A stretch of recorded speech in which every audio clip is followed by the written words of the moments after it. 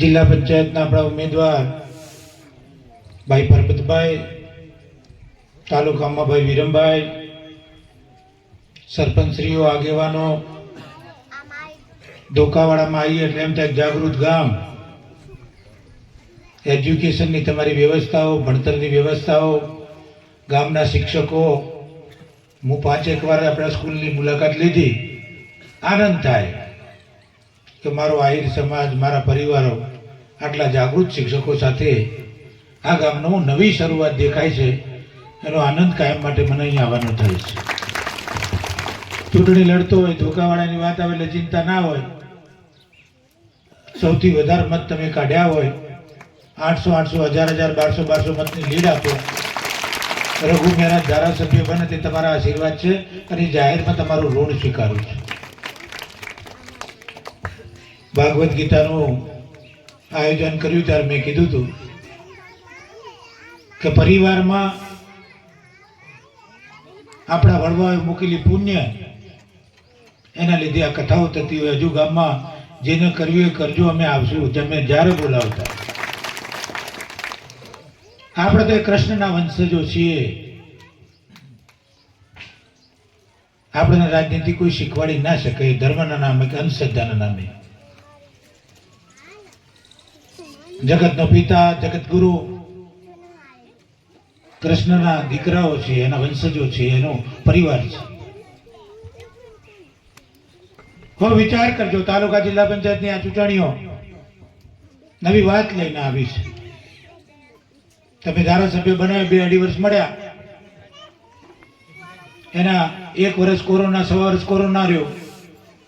લોકોની હોસ્પિટલોમાં જતા બીતા, હું હોસ્પિટલમાં દોડ કરતો, મારી ઘરવાળી ફોન કરે કે તમારે મરી જવું છે.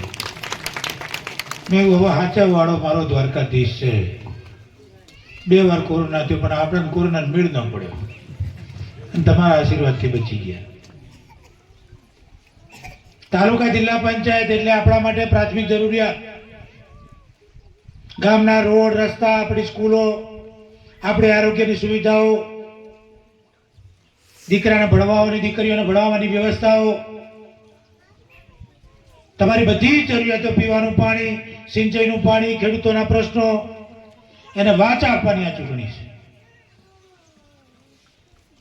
જે માણસ તાલુકામાં, જિલ્લામાં જાય, અરજી લખે, અધિકારીનું માથું ખાય, એ તમારું કામ કરી બતાવે. આ 2 જણા અધિકારીનું માથું ખાય, મારું તો ખાય છે પણ અધિકારીનું ખાય એવા. આ 2 જણા ગાંઠાને ક્યાં મોકલ્યો હતો, પરબતને, વિરમને, એ મામલતદારની ઓફિસમાં ટેબલ ઉપર ચડીને તમારી વાત કરશે. એનો જામીન થવા માટે રઘુભાઈ આવ્યો હતો તમારા વચ્ચે. આવા લોકોને ચૂંટીને મોકલો જે જઈને તમારી વાત કરે. લોકોના ફોન ના ઉપાડે અને મત આપીને શું કરશો? આપણે પીડા છે, આપણે 50 વિસ્તારમાં છીએ. એક બાજુ કચ્છ, એક બાજુ ભારત પાકિસ્તાનની બોર્ડર. કેટલા વર્ષોથી આપણે પ્રગતિ માટે, વિકાસ માટે ઝંખીએ છીએ. અહીંયાથી શરૂઆત કરી, હનુમાનજીથી આપણે શરૂઆત કરી. બધા દીકરાઓ એમ કહેતા હતા કે સાહેબ 12 ગામના પાણી કેમ ના મળે?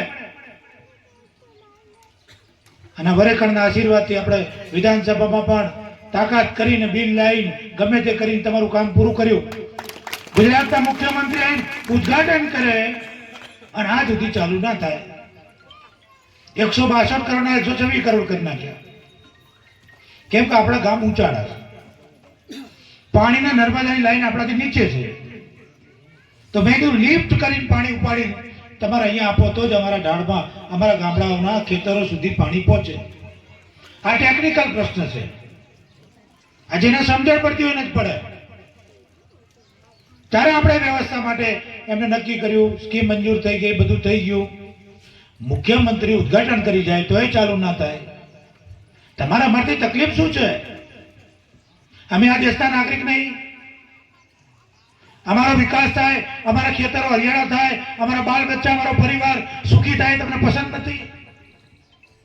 કયા માટે ભાજપ આપણા જોડે મત માંગવા આવે? આ બાજુમાં નજુપુરા, રાધનપુરના બાજુમાં નાનું ગામ, ભાજપ વાળા ગાડી મૂકે બહાર, આવતા જ નહીં. આ લવિંગજીને બધાને આવું કડક વાત નહીં કરો તો લોકશાહીમાં તમારું કોઈ નહીં સાંભળે. ક્યાંય લાગણીમાં આવીને મત ના આપતા. આપણી જરૂરિયાત કરે, આપણું કામ કરે, અને એના જ અધિકાર છે આપણો મત માંગવાનો. અમારી ટીમ પરબતભાઈ અને વિરમભાઈનો જામીન થવા માટે હું આવ્યો છું.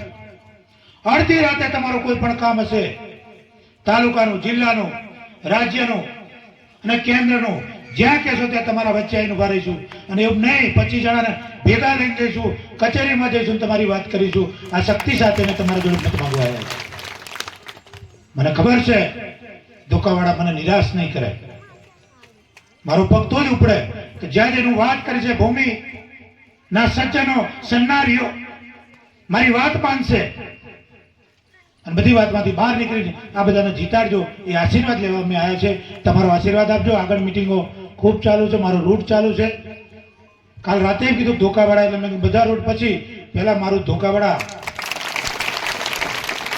પહેલા મારું ચોરાડ હોય ને મેં ધારાસભ્ય થાય એ જિંદગીમાં ના ભૂલું. અને મારા પરિવારને, મારા બાળ બચ્ચાને મરી જાય તો એ કહીશ કે કોકદાર ધોકાવાળા આવે ને ત્યારે ઉભા થઈને પગે લાગજો, એમને તમારી ઇજ્જત રાખી. તમને બધાને વંદન. કોઈ લાગણીમાં કે બીજે ખેંચાતા નહીં. આપણા વિકાસની વાત, આપણી વાત કરે, આપણા ગામની વાત કરે, આપણા પ્રગતિની વાત કરે, આપણા ભવિષ્યની વાત કરે. આ ભૂલકા બેઠા બાળ બચ્ચા આપણા એની ચિંતા કરે, એની જરૂર છે. વાતો કરવાની આપણે જરૂર નથી. તમને બધાને વંદન કરું. આગળ મિટિંગ છે, ફરીથી વાત કરું છું. રજા આપજો. જય હિન્દ, જય ભારત, જય જય ગરવી ગુજરાત.